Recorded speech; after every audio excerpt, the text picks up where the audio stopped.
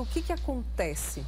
Né? Está ligado ao estresse, está ligado à idade, está ligado a algum tipo de distúrbio? O que a gente vê, assim, na literatura a gente vê algumas coisas do ponto de vista físico, alguns tipos de uretrite, mas isso na prática clínica é difícil a gente ver isso, né? O que a gente mais enxerga, o que a gente mais vê são problemas de ansiedade. O indivíduo fica ansioso com aquela situação, principalmente no sentido que como é que ele vai se desempenhar, como é que o outro vai enxergá-lo naquela situação.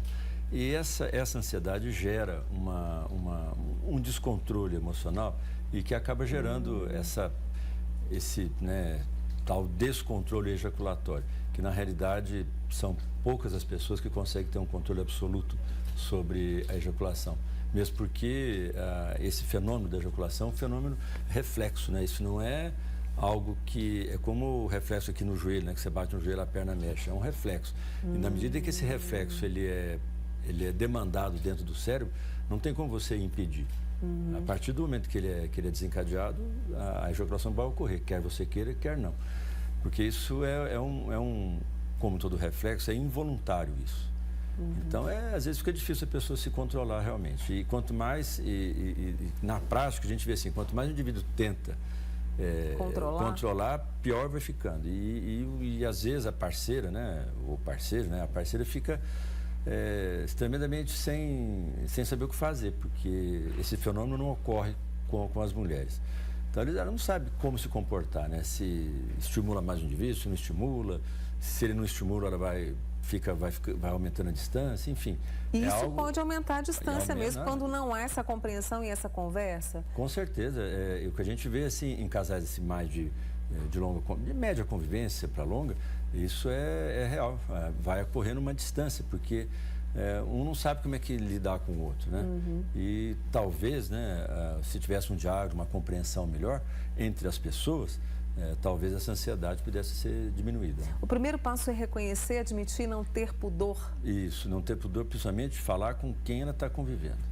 Não adianta tampar só com a peneira, né? Não é? Você tem que conversar com a pessoa e se realmente foi essa situação, ela persistiu durante muito tempo, acredito que as pessoas têm que arrumar uma maneira, né? E isso é possível se combinar entre as pessoas, de que esse convívio sexual seja um pouco mais feliz e não tão demandando assim, olha, tem que ser assim, tem que ser assado. Né? E no caso, tem tratamento? Quando procurar tratamento?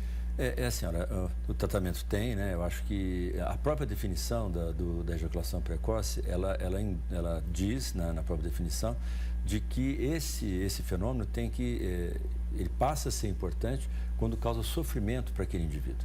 Né? Se o processo ejaculatório, da forma como ocorre, não trouxer sofrimento para essa pessoa, na definição você não chamaria ele de ejaculador precoce. Entendi. Então, se está causando algum sofrimento, eu acho que a pessoa tem que procurar algum tipo de ajuda. Você pode ter uma ajuda medicamentosa, né? E você pode ter ajuda com psicoterapia, que a gente chama de psicoterapia sexual ou cognitiva, né? De medicamento que se tem para ejaculação rápida seria os antidepressivos, não os mais antigos triciclos, mas os mais modernos, que é os inibidores da recaptação da serotonina, que é a paroxetina, a fluoxetina, né? Sertralina. Por que se usa antidepressivo para isso? Porque observou-se no desenvolvimento dessas drogas que as pessoas que usavam por problema de depressão, usavam essas drogas, elas passavam a retardar a ejaculação delas. Então, hoje a gente usa essas medicações não em busca de efeitos antidepressivos, mas sim do efeito colateral. Só que isso a gente chama de uso off-label, né? Porque é fora da bula. Se você for olhar na bula dessas medicações, não está escrito para ejaculação rápida. Ele só diz que você pode ter um retardo na sua ejaculação, como um efeito colateral. Então, a gente usa essas drogas em doses menores do que se usa para o efeito desejado que é antidepressivo, doses bem menores mesmo, e tem um resultado razoável. Só que são medicações de uso contínuo. Então, eu ia te perguntar em relação a tempo. Você tem que usar, por exemplo, todas essas que eu falei, você usa de uso contínuo, não tem como, porque essas drogas elas demoram 10, 15 dias para ter um depósito no cérebro, então você tem que usá-la continuadamente. Tem uma droga que há uns 4 anos atrás era para ter saído do Brasil, não sei por que foi que não saiu, que é a da paroxetina, que é também um antidepressivo, só que ela é de ação rápida. em menos de 24 horas essa droga sai do organismo. Então, a gente tem usado ela sob demanda. Na Europa tem, nos Estados Unidos é usado, mas no Brasil não sei por que não foi, acho uma privilégio. Não foi ainda não foi autorizado. Uns 3, 4 anos atrás quase que saiu, teve até um movimento de um laboratório para fazer, mas não sei por que não foi. Se ajuda, né? Você encontra ela só manipulado, ou alguém que traz de fora, você usa. Então você usaria, ela dá um pico máximo, 1 hora, 1h30, é o pico máximo que essa droga dá na corrente sanguínea.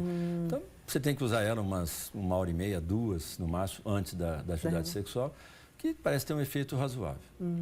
No caso, eu estava lendo algumas reportagens, a camisinha, a gente sabe que a gente precisa que é preciso usar a camisinha para evitar qualquer tipo de doença, mas ela pode ajudar nesse processo da ejaculação? Não.